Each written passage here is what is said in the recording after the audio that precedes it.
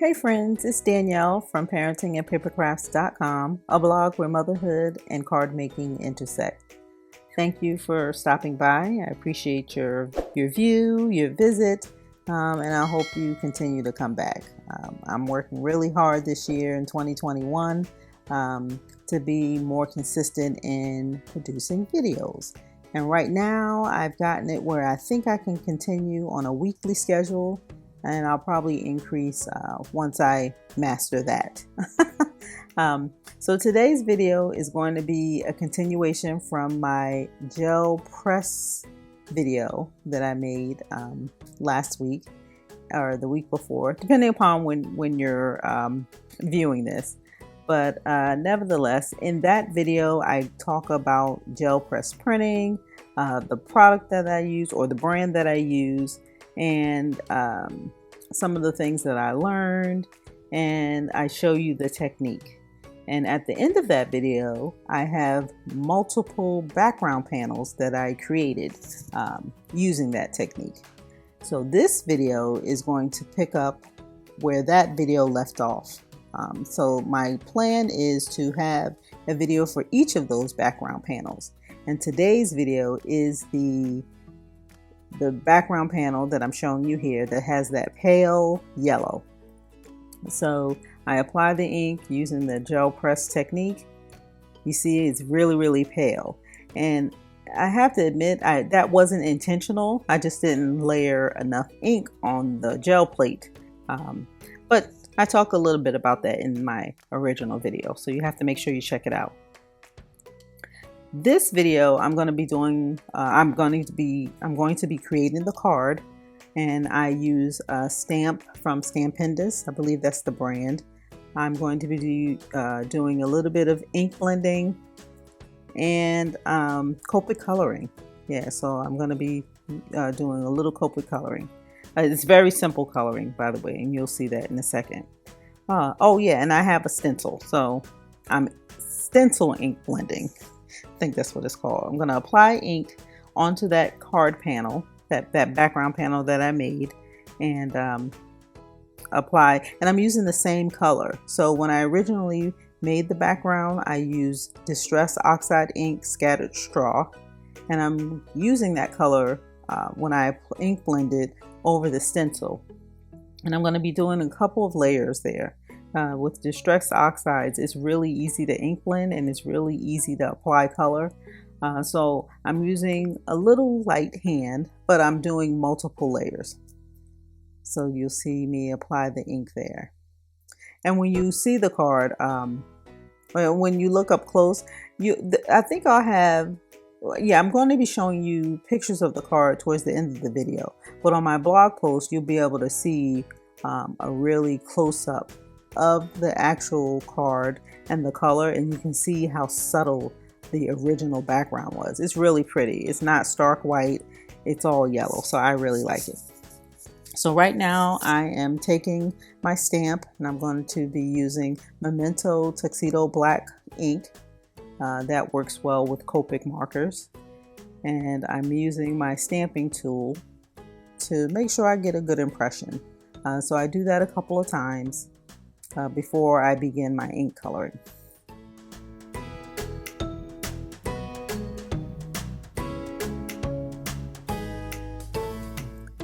And I'm going to put that to the side while I go to my next step.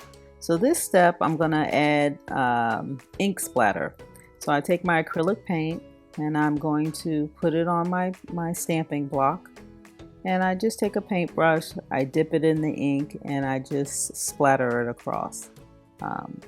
And I really liked how that came out. And I did it a couple of times, and you can do it however many times you want based on the look you're going for.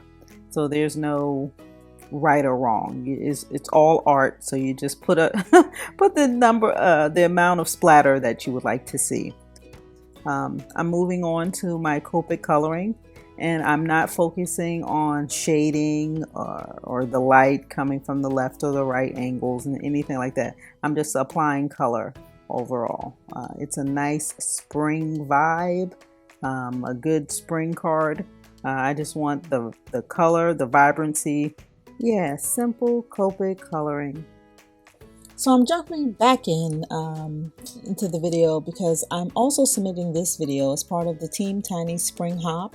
I was prepared with my card project and editing this video. I almost forgot to mention Team Tiny. So if you're not aware, Team Tiny is a Facebook group. It's free and it's open, and it's a hashtag driven group of small paper crafting YouTube channels. Our goal is to provide commercial-free content to our viewers, as well as support and grow content creators. This month's hop is a spring theme, so be sure to hop along with us. I'll have the next crafter along with our hops hashtag so you can see all of the creations and talent from Team Tiny. So be sure to check us out. You can look for hashtag Team Tiny Spring Hop. Again, all of those details will be in the description of this video. For you to check out. So next, I'm deciding on the size of the card panel I would like. I'm going to cut this image out onto its own card panel, a smaller card panel, I should say. So I'm going to decide on which size I'd like to see, put a little bit of my purple tape down and run it through my die cutting machine. And there you go.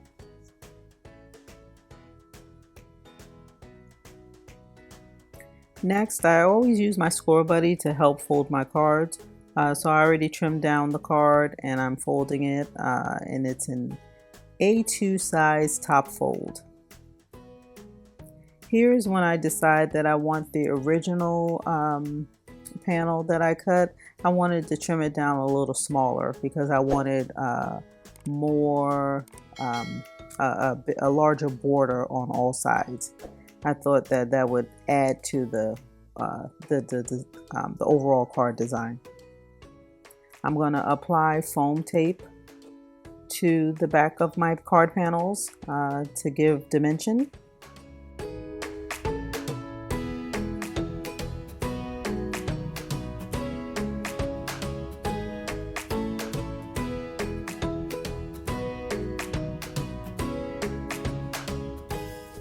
And I like the way that's turning out. It looks so pretty. And normally, I don't know about you guys, when I'm doing my card design, sometimes I just turn the card panel over. I really utilize my paper. I don't just throw it away. If there's a clean side to it and you can't see through the card stock, I just turn it over and start again.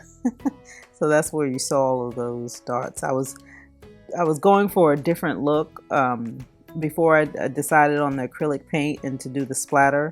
I was going for another look and using stamps that had stamps with paint splatter. They were images. Anyway, it didn't work out, so I just went to the acrylic paint and the paint splatter using my paintbrush. You briefly saw me put in Wink of Stella to give a little bit of shine. I'm now applying my glossy accents over the flower and the bees. The Wink of Stella really gives you sparkle, and the glossy accents offers you the shine. And I really like how this card has turned out. I really think it's bright, it's fun, it's spring theme. A spring theme, and I really like it. I think it's really pretty. So to finish off the card, I'm going to be adding enamel dots, and I've been really getting good at minimal placement or minimal dots here, or minimal embellishments. I'm only going to add 3, and I really am trying to be disciplined about that. I have made cards in the past where I think I just went too far with the embellishment. But lately I've been just applying 3 and to try to keep the balance, and it's supposed to enhance the card, not overwhelm the overall design, right? But anyway, that's the end. Here's the end result. Be sure to check out my blog to see a few more images. I'm going to share some with you now. And you'll be able to see close-ups and additional images on that blog post. I'll leave all those details in the description of this video. And if you like this video, please be sure to like, share, comment, and subscribe. I always appreciate that. Thank you so much for watching, and I'll talk to you next time. Bye.